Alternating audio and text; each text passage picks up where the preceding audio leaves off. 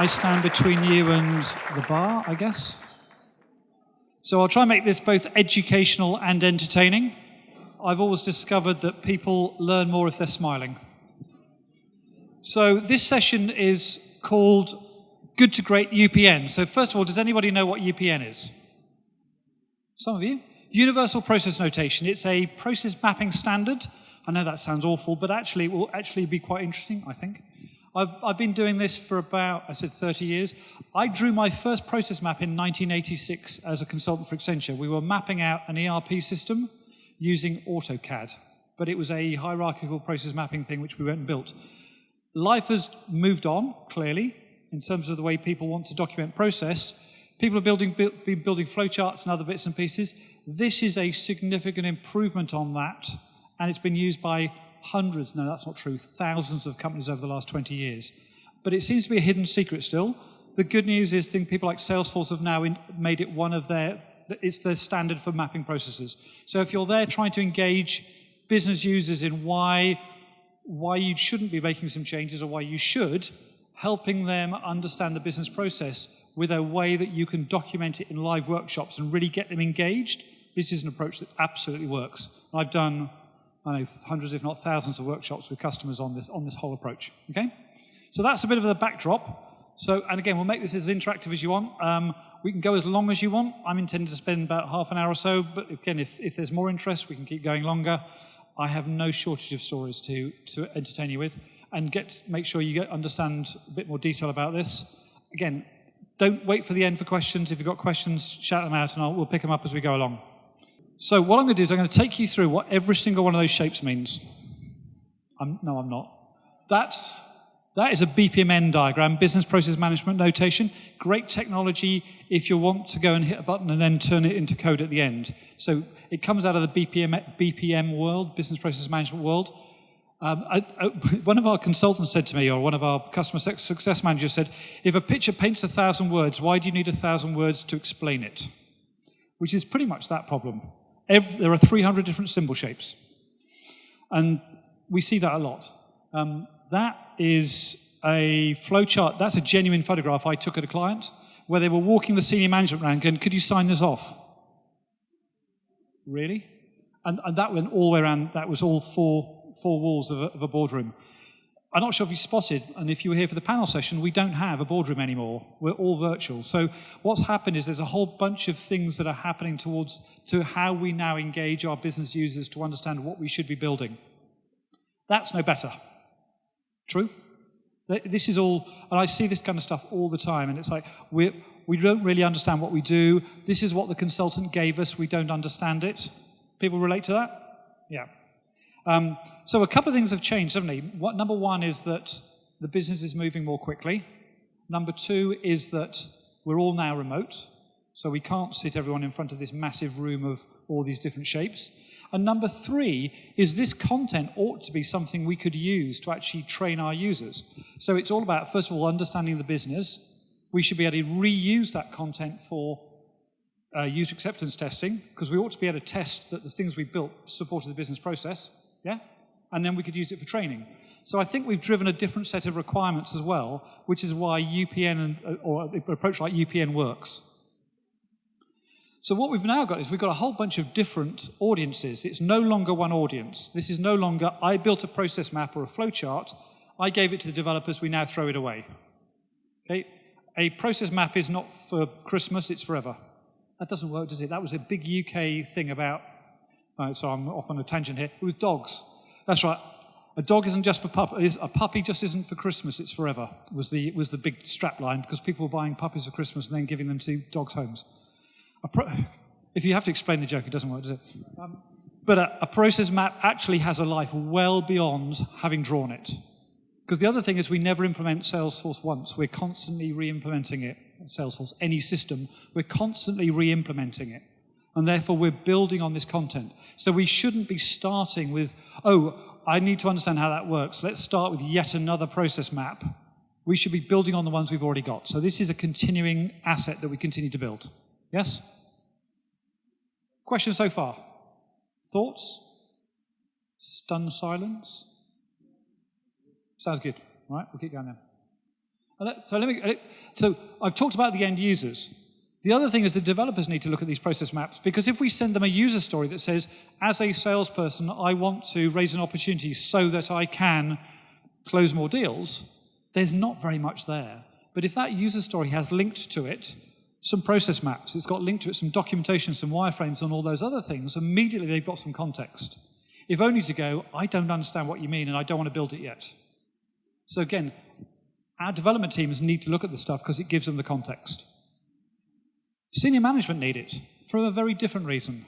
Senior management hate process, I get that, but they love metrics. Unless you understand the process, you can't work out what the right metrics are. There used to be a metric in one of the mobile phone companies in the UK, which was no call on the support desk, on the call desk, would last longer than 2 minutes. Great metric. What was the behavior? At the end of 2 minutes, they put the phone down and go, I think the best thing you do is call back on this number. Yeah, people act as their measure. They drive those metrics.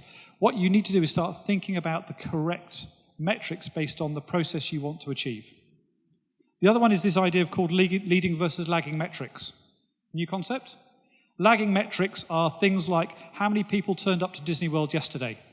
I can do nothing about that now. A leading metric might be how many people are on this ride, or how many people in this restaurant, and how many people have just come through the gate. I can do something with that because I can then push them to wherever I want them to go to. Lagging metrics are how many people left the company. What's a leading metric? How many people calling in sick? Great metric. Other leading metrics in HR. How many people are asking to see a copy of their contract? Yeah? How many people are not filling in surveys? How many people checked out? So these are leading metrics. The lagging metric is how many people left the company. So process is a really good way of making sure that you understand the end-to-end process, and therefore the senior management can then start thinking about the metrics that make sense. Now bear in mind, those metrics may be really hard to get. Often metrics are the ones that are easy to get. How many people, length of call time, that's maybe not the right metric. Actually, successful first fix on failure is actually a metric. Hard to get, but at least if you understand the process, you can go and get it. Better that the management understand what the right metrics are than just giving you metrics on a dashboard, which are the wrong metrics. So process is important to management. And who here is in a highly regulated industry? Most of you? Some of you? Actually, probably we all are, actually, if we realize it. But if you're food, pharma, oil and gas, financial services, highly regulated, the auditors care about this. FDA, they will fine at least one company $1 billion a year. And the big farmers go, is it our turn? Okay, all right. We'll take it today. The FDA fined the American Red Cross $300 million 1 year for poor process. Actually, it was about mismanagement of blood transfusions. But people like the FDA have got teeth. That's why those organizations care about process. Okay? So some organizations don't care about process. I get that. If your senior executives you don't have a COO, or senior execs don't really care about process, you will find it difficult to drive some of this stuff through the organization. At the lower levels, people love it. What happens is they go, I need some investment to do this, and it works its way up the organization until it gets to that management level. They go, I don't know why we're investing in this. My suggestion, if you care about process, is you leave. You're not going to change that. Sorry, that sounds very negative, but actually it will burn you up trying to get a process-engaged way in an organization where nobody in the organization cares about process. But if you're working in food, pharma, oil and gas, construction, those sorts of organizations, they love this stuff and they're really good at it. And they really care about it and they make it work. I did a workshop at SNC Lavalin. It's a big French construction firm, about 4 billion revenue, something like that. They flew their SVPs in from around Canada to do the workshops, to do this high-level process mapping. They went, and one of the guys said, I've been in the company 30 years, this is the most valuable day I've spent since I've been here, because I finally got to understand what the end-to-end process looks like for EPC, engineering, procurement, construction.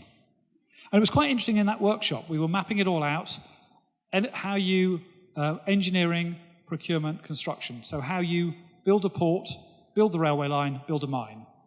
Big, big programs.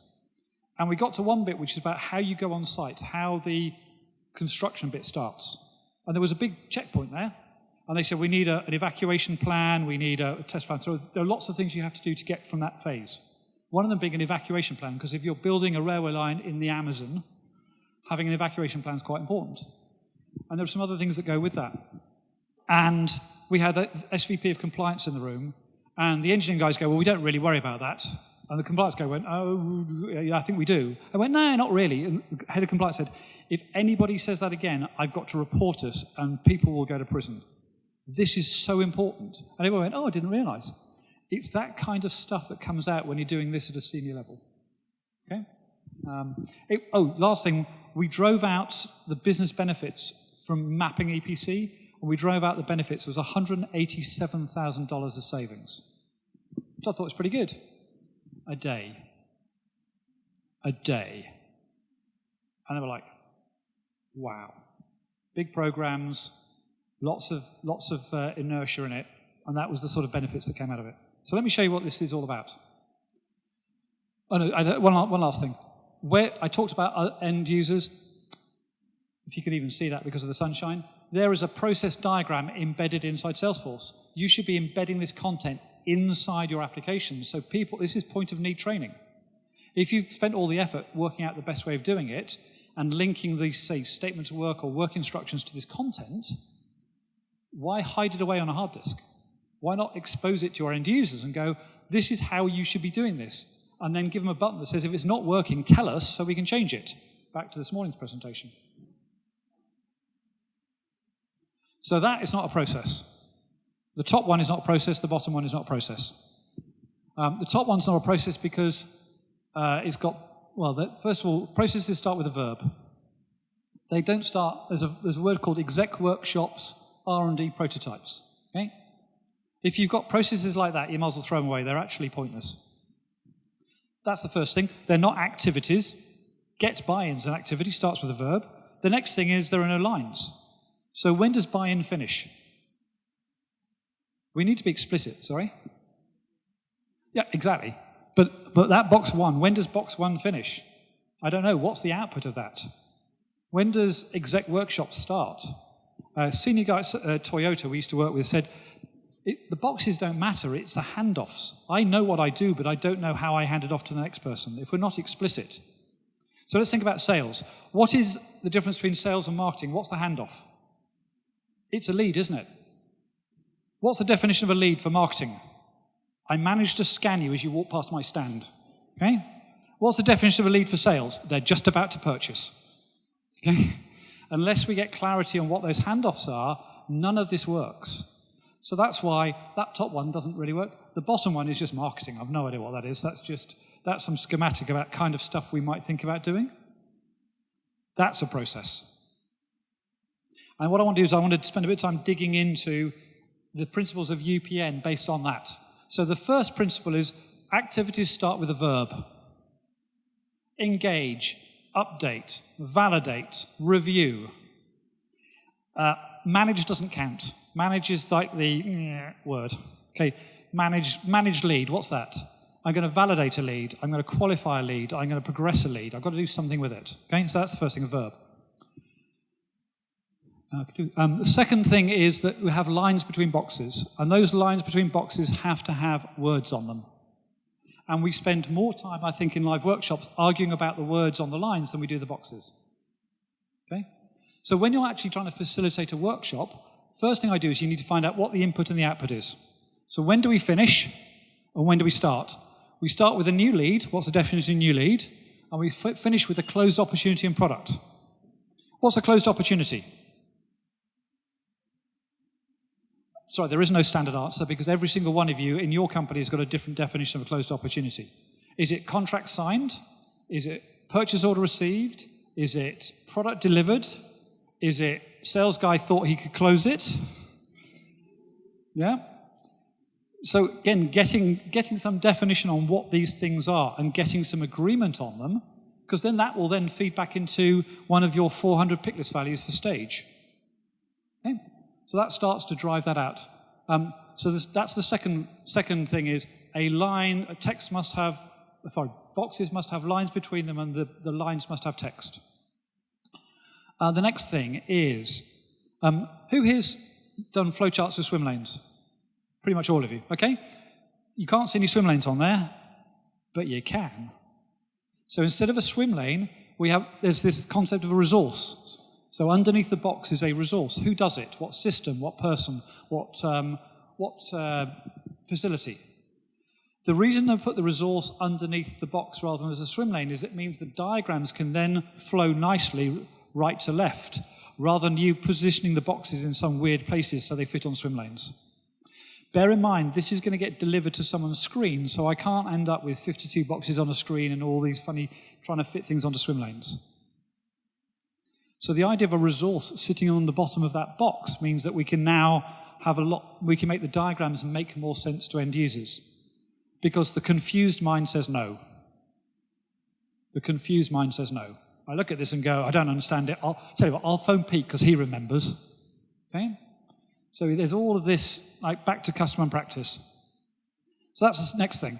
The other thing is, can you see that some of the boxes have got a little corner on them? That means there's a lower level diagram. So this is a hierarchical mapping approach. So any box can drill down to the next level of detail, the next level of detail. Why is that important? You're trying to keep fewer than 8 to 10 boxes on a screen to make it readable.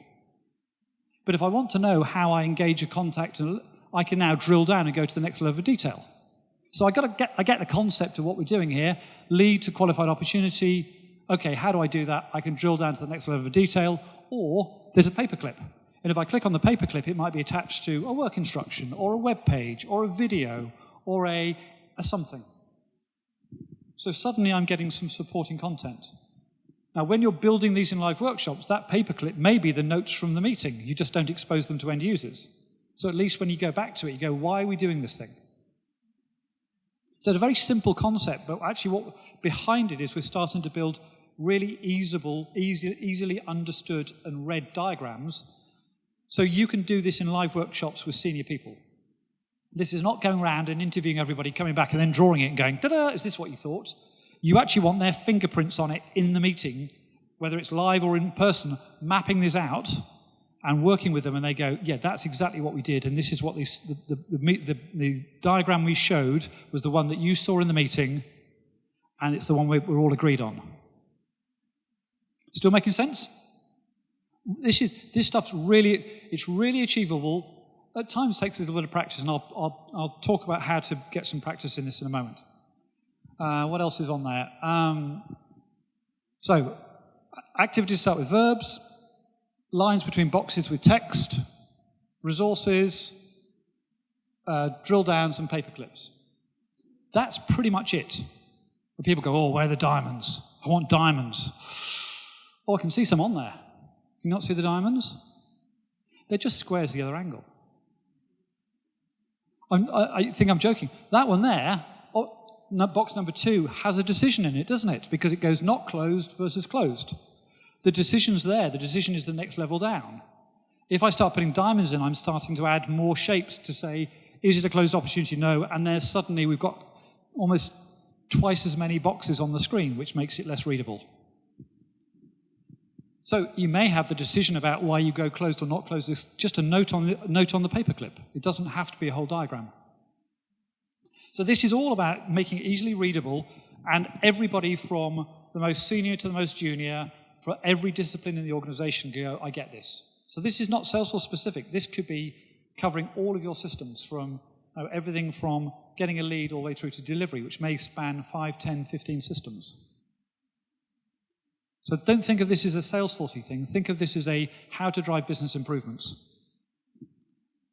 And then the green dot on the end, that says it's going to another diagram. So if we've built a hierarchy out, obviously I'm in this box down here. There's another box over here in the hierarchy. Instead of having to go back up and back down, I can just go from box to box to box, so I can follow my way through. And people don't know or care how many boxes are in this hierarchy. How many pages are on your website? Nobody knows or cares, provided you can navigate your way around and find what you need. Got one client, they have 10,000 diagrams in their hierarchy, in their map. Go, wow, that's a lot. Yeah, but they're a bank, A retail bank, an investment bank, wealth management, they're highly regulated. It's everything from raising an account to doing a PPP loan to doing an investment in a company to floating. All those things are documented. How I issue a checkbook. A different issue about why you even need to issue a checkbook in 2022. By the way, how many checks got issued in America last year? 19 billion. We still get checks from customers. Not that I'm happy to accept money, but surely there's a better way than sending me, not me a check, but sending a check through the post. Different issue. Right. Right. So that's a core principle about mapping, aimed at, let's summarize it, aimed at multiple audiences, simple mapping approach. You can do it with any end users, engage them, and you can deliver it as content after you've done all the mapping as training material. And then when you get to do more changes, come back again and update this. This is a brilliant way of saying no to customers. If you're on the Salesforce development, systems development, application development side. You know when a customer comes to you, or your end users say, I really need a, and you go, you really want to say no, but you don't know how to, because probably they're really senior and you're junior or whatever reason. The best way of saying no is you go, absolutely, let's look at the process and tell me why you need that thing, and I'll understand what we need to go and change. And you go back to the process, and one of three things will happen. Number one is you go through the process and they go, oh, it already does what I needed. Fantastic. Happy customer, zero effort.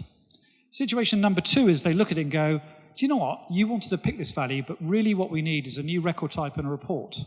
So you've actually found out what they really needed, not what they thought they wanted. And the third option is they may actually be right. They go, I need a pick list value.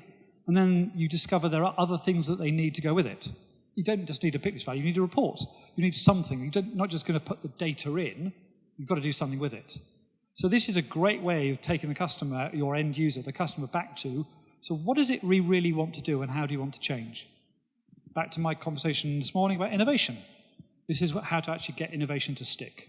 Get this stuff written down and get people to follow it. Now, this feels really hard, yes? Oh, I haven't got time to do that. Pick some places which are easy to get started. Don't pick your core process. We're going to fix order to cash. Yeah, good luck with that. Go and pick some places which are really easy but have good benefits. Onboarding new staff.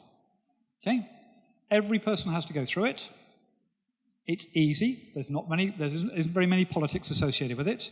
You get people coming out at the end of it having just joined a company going, this company's amazing, because you've optimized that. They arrive day one, you've documented the process, you've got it working, they've got their induction plan, they've got their laptop, they've got their phone, they've got all those things. They come out the other end of it, they've got a plan to meet the boss in 90 days, to do a review, all those things that should happen, documented, and you can make that really work. Low politics, really effective, impacts everybody coming into the organization into something you can do that's achievable. So, Nestlé, end-to-end processes all the way down to plant level. If you're in Nestlé and you are on the shop floor understanding how to change a machine to be doing product X to product Y, there are process maps that they're going through and stepping through on the shop floor to go, how do I do this, how do I do this, what's attached, what's attached. So this has been driven all the way down through the organization. And important words there, end-to-end process thinking, breaking down silos, all the things that you're trying to do to try and drive innovation and make the organization work better. I'm guessing the next one is a car company.